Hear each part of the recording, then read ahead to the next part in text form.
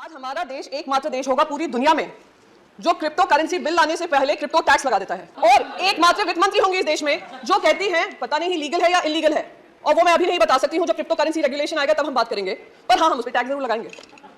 हम उस पर टैक्स भी लगाएंगे, हम उस पर टीडीएस भी लगाएंगे। जिस तरीके से बताया गया इस पर टैक्स लगाओ, टैक्स लगाओ, टैक्स लगाओ और बढ़ाओ, क्योंकि बाकी सारे देश कर रहे हैं।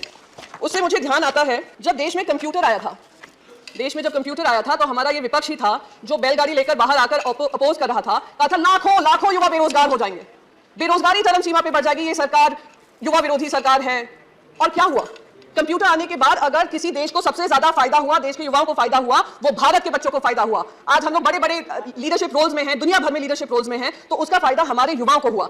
तो बार बार ये कहना कि ये जो है बहुत ही गंदी चीज हो रही है, बहुत ही गलत चीज हो रही है क्योंकि हमें नहीं समझ में आ रही है, तो ये गंदी ही होगी। ये बिल्कुल मुझे वो बात याद आती है कि बच्चों से कहा जाता है बचपन से ही, और हमारे भारत में ये विशेष करके होता है, तुम अगर इंजीनियर बनोगे, डॉक्टर बनोगे या आप चार्टर्ड अकाउंटेंट बनोगे, वही करियर होते हैं, बाकी सारे करियर गलत होते हैं।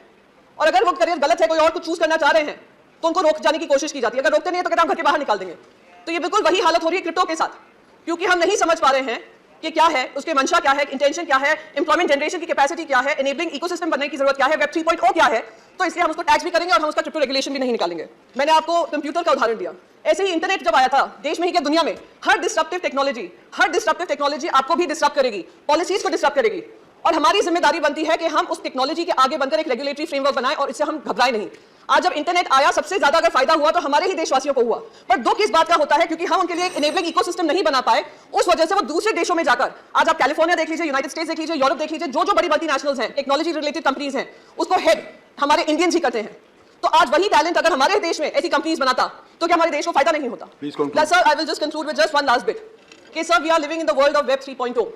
Either we choose to bite the bullet or we dodge the bullet. If we bite the bullet, we will be able to create an enabling ecosystem for our youth and empowering them and empowering the economy. If we choose to dodge the bullet, we can continue to feel great that Indians are doing well abroad. We can continue to take pride in the reflected glory, but at the cost of empowering our own nation. So I would request the finance minister to think about it, and thank you so much, sir. These were what does a 1% TDS? What does a 1% TDS do to the blockchain, to the business of the blockchain? It is critical to understand that what the finance minister has done by introducing this 1% TDS on the blockchain industry, it is going to hamper the way this business is done, sir.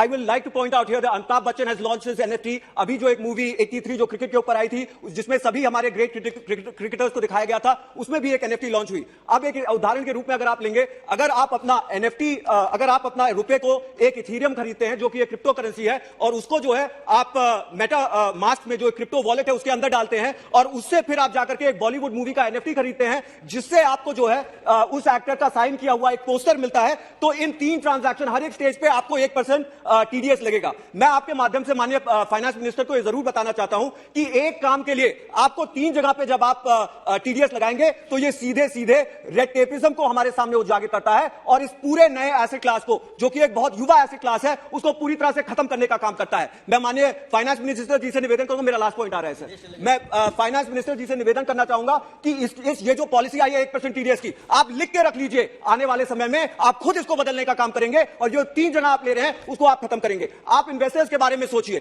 जो ये space है sir, मैं खत्म कर रहा हूं, आप चाहे वेब 1.0 को लीजिए, गूगल जैसा बड़ा कंपनी सिलिकॉन वैली से आया, वेब 2.0 में फेसबुक जैसी बड़ी कंपनी जो है वो सिलिकॉन वैली में आई, वेब 3.0 में हमारे देश में जहां इतने यूनिकॉर्न्स पैदा हो रहे हैं, आज आप ये रेगुलेशन लगा करके हर एक इसके अंदर जो भी ट्रांजैक्शन हो रहा है उसका आप गला घोटने का काम करें। मैं सर खत्म कर कंक्लूजन में, सर बस मेरे को 1 मिनट दे दीजिए, मैं कंक्लूड कर रहा हूं उसका। आप सर एक मिनट सर निवेदन है सर प्लीज निवेदन है सर, देश के जो युवा क्लास है 18 से 20-25 साल के लोग इसमें ज्यादा इन्वेस्टेड है, आप उनकी सोच को इस तरह से मत स्टाइफल करिए, इस तरह से खत्म मत करिए, और इस एसेट क्लास पे 1% टीडीएस को आप खत्म करिए, क्योंकि ये आने वाले समय में इस बहुत ही बढ़िया एसेट क्लास को हमारे देश के अंदर मटिया पलीत कर देगा, और उसको रोकने से आप लोगों से निवेदन है कि आप लोग जो है इसके ऊपर कोई टैक्स, एक टीडीएस न लगाइए। बनाने जा रहे हो क्या जी माननीय मंत्री जी?